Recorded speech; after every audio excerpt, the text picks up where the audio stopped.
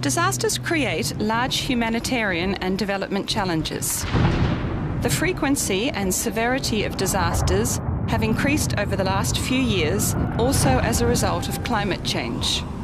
While education systems are greatly affected by disasters, they are also part of the solution. Education on disaster risk reduction can provide life-saving information and skills that protect children and young people during and after disasters. Education has a vital role to play in preparing communities and building disaster-resilient societies and safe lives.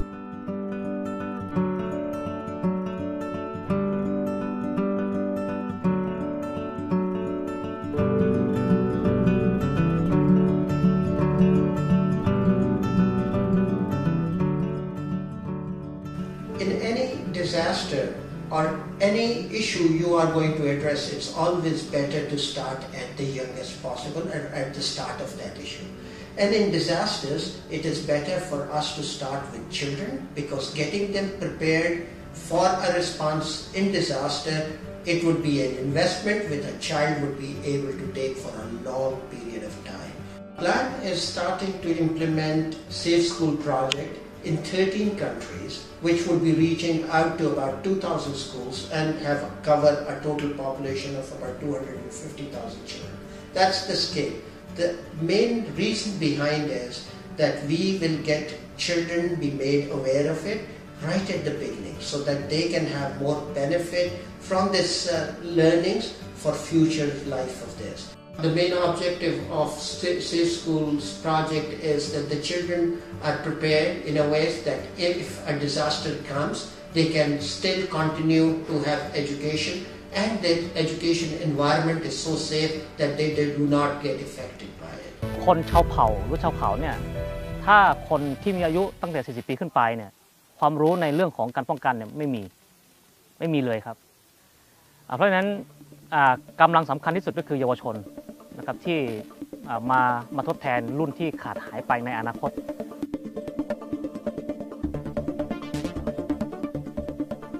แล้ววันที่2เนี่ยคือลงไปปฏิบัติจริงกับคนในชุมชนซึ่งเป็นเหมือนแหล่งข้อมูลให้เขาคนที่เจอปัญหาหรือคนที่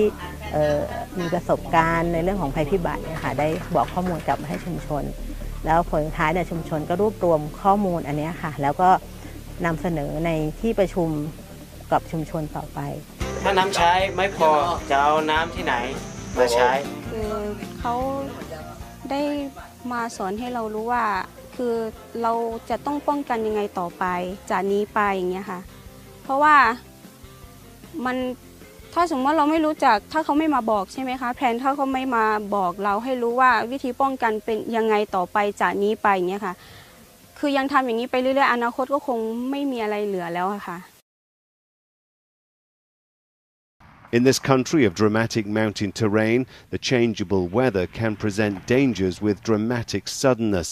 Global climate change is likely to influence the severity and frequency of extreme weather events. The country is also highly prone to earthquakes. At this preschool in Batken region, the children are learning just what to do in the event of a disaster. It's part of a pilot project in DRR, or Disaster Risk Reduction, implemented by UNICEF in conjunction with government and NGO partners and supported by the European Commission. It is designed to build a culture of safety which becomes sustainable. In a neighbouring village, the lesson in DRR is particularly relevant for school friends Ipiri and Ijan. Their walk home takes them across a dry riverbed that becomes a raging torrent of mud and water when it rains heavily. Thankfully, both of them know what to do. This is something very new for us. Before, children would run out panicking during an emergency, but now they know exactly what to do. There is a big difference when children know who to listen to, who to follow, and how to behave. Generally, the project is to reduce the vulnerability and increase resilience of pastoral and agro-pastoral community to the recurrent drought and also shocks. So the project is expected to ensure the children are better protected from slow and onset disasters.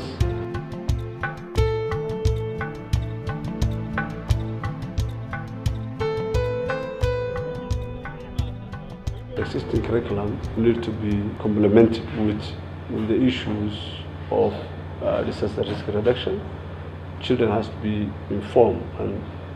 educated in the early stage while they're in the school. What kind of disaster do they have in the areas? Where are they? And also, if such kind of disasters and risks happen, what should they do? Some of the activities was to develop with the children in the 10 schools risk reduction and adaptation plans, where they would come up with the solutions that make sense, that they could then discuss with the communities and work together. We had the children designing community maps and showing where their main hazards and risks were, and identifying the resources that they could build on and work with. waan ka fahmay wax badan oo iga maqnaa ayaan ka fahamsanahay waxa kale sida biyaha loo xidho ama loo joojiyaan ka fahmay sida daadkan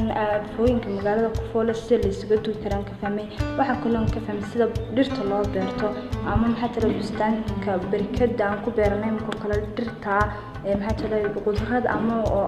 aan beernay sida loo joojiyo dabargoynta dhirta aan u dabargoyn lahayn waxa kale dhuxushidista dhulka. The beauty of working with the children is that not only can we see them as a vulnerable group, and they have their specific vulnerabilities, but also that they are drivers, they're drivers of change. They are our future generations, they are our future decision makers within the community or within the country. विद्यमान थुप्रै जटिलता र चुनौतीहरूका बीचमा पनि पूर्व तयारीका गतिविधिहरू मार्फत भक्तपुर, नुवाकोट र रसुवा जिल्लाका लगभग 39,000 भन्दा बढी विद्यार्थी, शिक्षक र समुदायका व्यक्तिहरू विपद पूर्व तयारीका क्रियाकलाप मार्फत आफू, आफ्नो विद्यालय र समुदायको क्षमता बढाउन सफल भएका छन्। विद्यालय सुरक्षाका लागि विपद पूर्व तयारी कार्यक्रमको सौन्दर्यहरूमध्ये एक विद्यालय मार्फत सुरक्षित समुदाय भन्ने मान्यता हो। तालिममा सिकेका कुराहरू व्यावहारिक जीवनमा कतिको उपयोगी भएका छन् त? विद्यालय सुरक्षाका लागि विपद पूर्व तयारी कार्यक्रमका बारेमा प्रशस्तै जनचासो रहने गरेको छ। निष्कर्षमा भन्नुपर्दा विद्यालय सुरक्षाका लागि विपद पूर्व तयारी कार्यक्रम नेपालका अन्य भागमा समेत व्यापक ढंगले सञ्चालन गर्न जरुरी छ। It's so inspiring and I'm so excited and so happy to see this many youth coming up with action plans, and they're so passionate, they're so capable, putting so much effort into their work, and this is so inspiring. During this forum, I try to get a lot of information from the people. I think this is a very good chance to know the opinion from other countries. One of my favourite parts of the forum was when Tal from Volunteering Queensland facilitated a workshop where she got us to think about what we would say to our government and official leaders if we had the opportunity to speak to them directly, and it was really exciting to hear what everyone had to say. What I want world leaders to keep in mind is that communities give importance to their cultures, beliefs, and value systems in responding and coping with disasters, and I want them to be very sensitive about that. I would propose them to listen to the people in the community more, because most of the time disaster happen in a very localized areas, and there is no way that the government will know the problems or the impacts of the disaster better than the people who live there themselves. To be transparent for the disaster risk in every area, so every citizens can know the risk in their neighborhood area and have a capacity building for them in adapting the disaster.